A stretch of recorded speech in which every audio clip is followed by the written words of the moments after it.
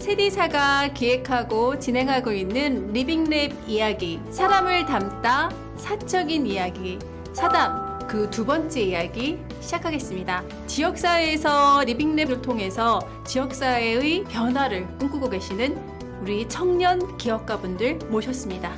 지금부터 시작해볼까요? 큐! 안녕하세요. 저는 주식회사 공생 운영하고 있고 신탄진의 어울리는 메이커스페이스를 운영하고 있는 민노아입니다. 안녕하세요. 저는 그래비티 컴퍼니를 운영하고 있는 송은미입니다.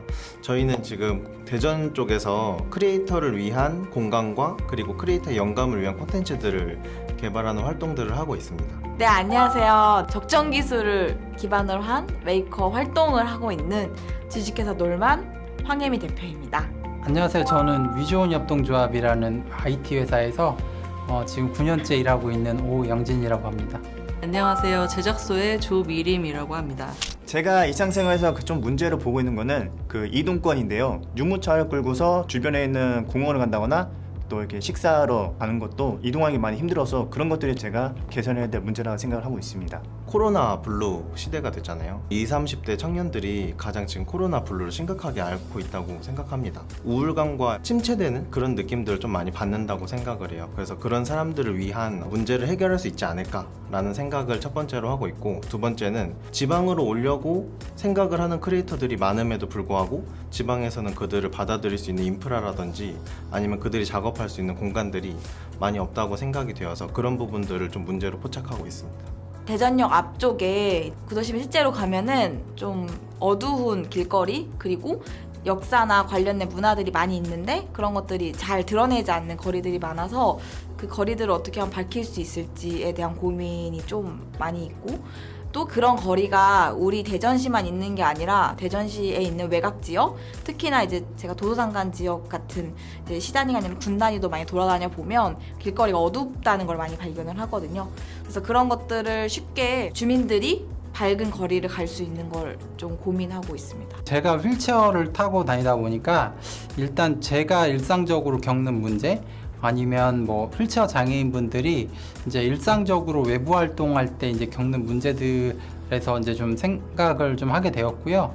외부 활동할 때 뭐 교통편이라든지 아니면 뭐 내가 갈 수 있는 식당이라든지 좀 이런 문제들 어떻게 해결할 수 있을까, 이제 이런 고민에서 시작해서 일단은 교통 문제 중에 저상버스를 좀 어떻게 하면 더 편리하게 탈 수 있을까, 이제 이런 문제에 관심을 가지고 활동을 했었습니다. 저희는 무언가 계속 만드는 일을 해왔었어요. 그러다 보니까 만들어지는 것 다음에 이제 버려지는 자원들, 그리고 그 자원들로 인한 환경 문제, 그리고 더 나아가서 그 환경에 대한, 도시에 대한 쓰레기들에 대한 문제, 이런 자원과 이제 버려지는 것들에 대한 지역사회 문제를 포착하게 되었고, 그거를 해결하기 위해 노력하고 있습니다.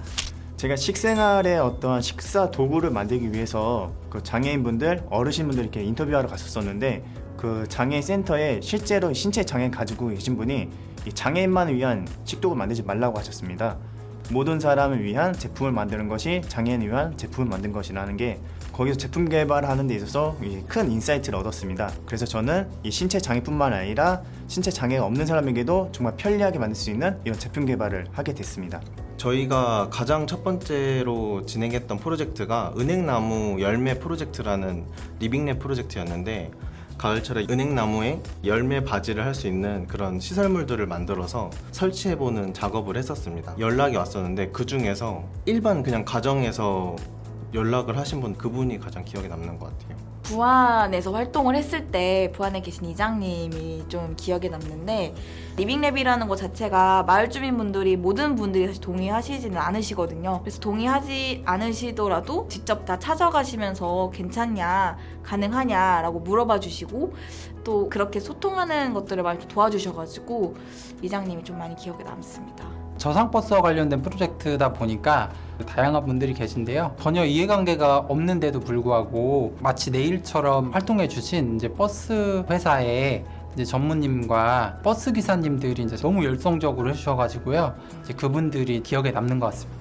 사실 리빙랩을 하면 굉장히 다양한 많은 분들을 만나기 때문에 한 명을 꼭 집어서 얘기하기는 어려운 것 같아요. 리빙랩을 하다 보면 굉장히 많은 분들을 설득하고 서로 이야기하고 노력해야 되는 부분들이 있는데 그게 외부에서도 계속 진행이 돼야 되지만 저희 팀원 내부 안에서도 계속 이야기가 진행이 돼야 되고 하거든요. 그래서 저는 리빙랩을 진행하면서 우리 팀원분들과 계속 이야기하고 어떻게 하면 더 이 문제를 해결할 수 있을지 이야기하는 과정. 그래서 팀원이 가장 기억에 많이 남습니다. 리빙랩은 김치찌개다. 저희 한국인에게 가장 자연스럽고 일상적인 음식. 그 리빙랩도 우리나라에서 정말 일상적이고 너무 자연스럽게 해야 될 일이라 생각이 들어서 김치찌개라 생각합니다. 리빙랩을 음식에 비유한다면 카레라고 좀 생각을 할 수 있을 것 같아요. 이 리빙랩 프로젝트가 굉장히 다양한 사람들의 노력과 도움이 많이 필요하더라고요. 그래서 그런 것들이 뭔가 카레의 다양한 향신료들과 재료들이 조화를 이루는 것들과 비슷하다고 생각을 좀 했고 계속해서 고민할수록 더 좋은 해결책이 나오는 것을 보고 오래 끓이면 맛있어지는 카레처럼 그런 부분과 좀 비슷하다고 생각을 했습니다. 만두가 아닐까 싶은데 그 일련의 과정들이 꽤 에너지가 많이 들어가고 조화가 중요하다고 생각을 해요. 그래서 리빙랩은 만두다. 리빙랩이 밥 같은 존재이지 않을까라는 생각을 많이 하고 있고요. 왜냐면 이제 일상적으로 계속적으로 활동하면서 이제 나의 삶을 나아지게 하는 것들이 이제 밥과 좀 닮은 것 같습니다. 리빙랩은 퓨전 음식인 것 같아요. 퓨전 음식은 항상 실험적으로 뭔가 도전해서 만들어지는 음식이 많다고 생각을 해요. 실패도 하고 도전도 하고 그 과정이 이제 소중한 거다 보니까 퓨전과 같지 않나 생각이 듭니다.